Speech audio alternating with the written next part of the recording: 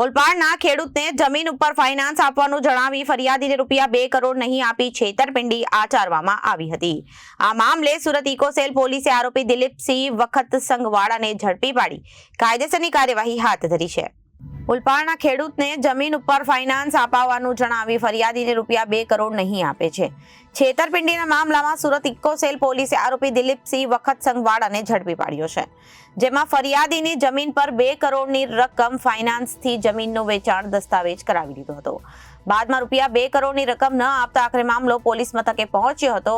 આ બનાવમાં પોલીસે કુલ 5 આરોપીઓની સંડોવણી હોવાનું જાણવા મળ્યું હતું અને બાત બહાર આવતા જેમાં હાલ ઇકોસેલ પોલીસે આરોપી દિલીપસિંહની ધરપકડ કરી કાયદેસરની કાર્યવાહી હાથ ધરી છે।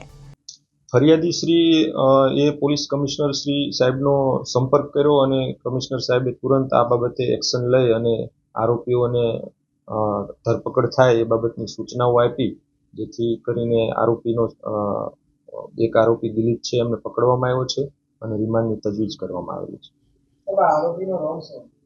આરોપી જે દસ્તાવેજ કરાવનાર અન્ય આરોપીઓ છે એ અને ફરિયાદી શ્રી બંને વચ્ચે દલાલની ભૂમિકા ભજવી છે અને આ સમગ્ર પ્રકરણની અંદર એમને 2 થી 3% જેટલી દલાલી મળશે અને જે આરોપીઓ જે છે એ પણ એમના ગામના સગા સંબંધીઓ છે, જેથી એ સમગ્ર જમીન લખાવી લીધી છે એની અંદર પણ એમનો કેટલો ભાગ છે, એમને કેટલો અંદરખાને ભાગ રાખ્યો છે એ બાબતની પણ તપાસ શરૂ છે।